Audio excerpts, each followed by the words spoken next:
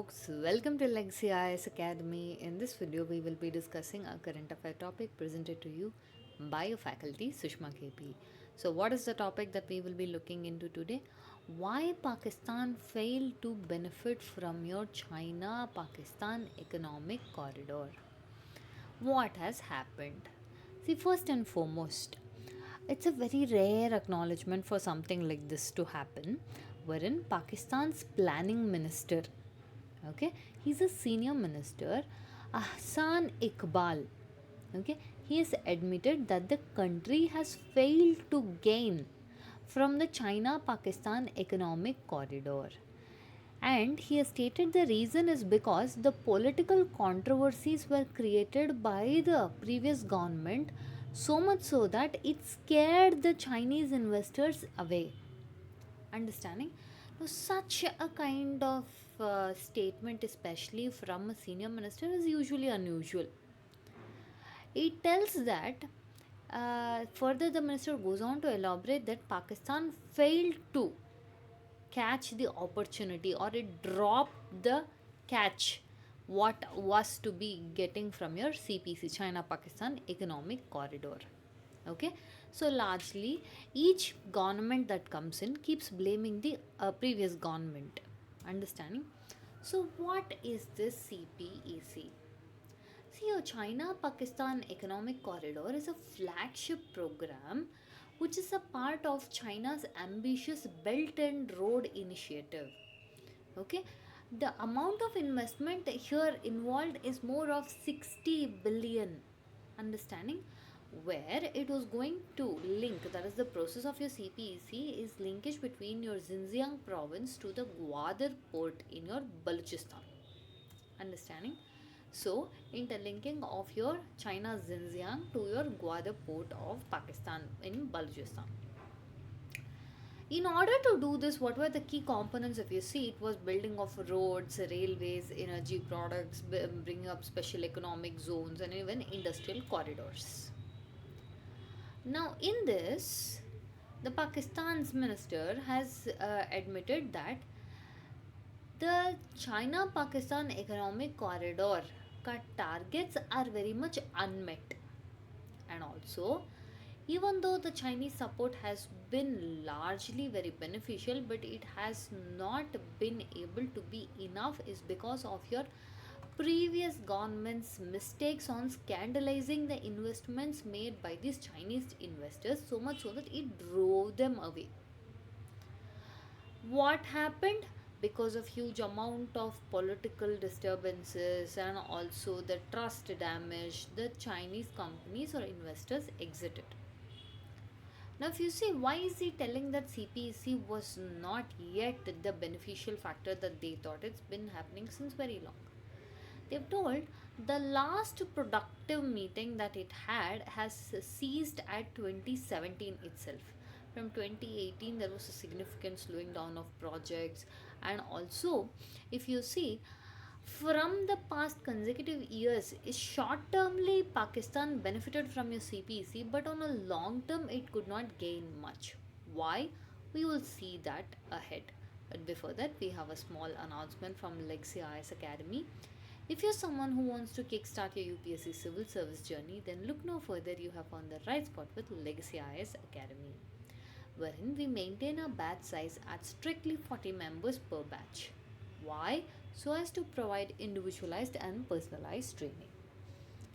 In Legacy IS Academy, we offer one-on-one mentorship, easy access to the educators, daily mains answer writing challenge, prelims mock test series, interview mock test panels, holistic current affair classes. CSAT classes are conducted by IIT professionals, and we also conduct our sessions in both online as well as offline mode. Now, for those of you who are working professionals or students, you can avail our weekend courses. To see how the classes are for yourself, you can schedule a demo class in the online or offline. Now, for more information, you can check out Legacy IS Academy website or contact the number given. Alright. So now coming back to your CPEC. Under your CPEC, yes, what were the completed portions means energy, road, projects, these things and all had a significant improvement. But on important things such as industrial, that is, they had to set up your SEZs in Pakistan. The second phase of your CPEC was to bring the industrial sector to Pakistan. That failed. Investors were fleeing out, that is, they ran out of Pakistan and they could not meet the second phase of your CPC, bringing the industrial to Pakistan, improve the exports, and at the same point of time project started lagging behind. Why did Pakistan make this happen? First and foremost, there was significant amount of government changes. Investors started fearing because of the political instability. At the same point of time, there was also good amount of security issues. The investors confidence kept getting wary. There was also good amount of attacks with respect to your employment, and the governance issues started with respect to delays, poor coordination, and we could also see good amount of your weak economic funding from Pakistan, because it was also having good amount of forex issues, and the industrial phase could not happen, the second phase of CPEC. This just led to further loss. On overall, if you see from CPEC, Pakistan gained at short terms. New roads, power plants, temporary jobs, employment, yes. But long term losses were also there. There was no rise in the exports, there was no major industrialization, neither any foreign direct investments increase, nor was there any sustainable jobs for the long haul. Unemployment still remains a major concern.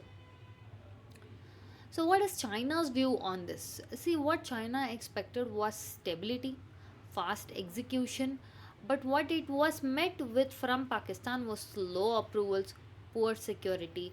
Now, this became a factor of issue for China, because A, at any cost, it will try to protect its investments. Now, how is it all this mattering for India? First and foremost, your CPEC, China Pakistan Economic Corridor, crosses through RPOK, which is a very important issue for India, because this is violative of our sovereignty. And also, your Belt and Road initiative of your China is a huge risk for India, as it is violating our sovereignty. And if you see from the regional angle, that is from your Pakistan perspective, there is a growing amount of debt, instability, and also this could have a spillover effect. Understanding? So, what Pakistan should learn from this is stability is essential. It has to deal with the snakes in its backyard. It cannot keep trying to play the niceties game from both the West as well as your China, and then expect everyone to support it in trying to meet its demands of trying to create instability across its borders, both Western and Eastern, in the present times. So, security must be a very reliable concept, and it has to make sure that the governance must improve, the investors must have the trust.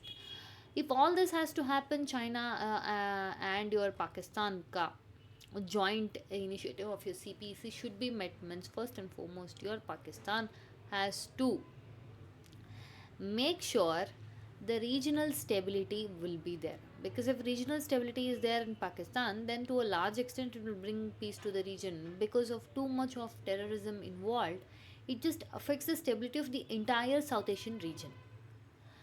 Yes, according to your Pakistan's minister, CPC was supposed to be a game changer, but it is, as it is appearing, it's a like a missed opportunity.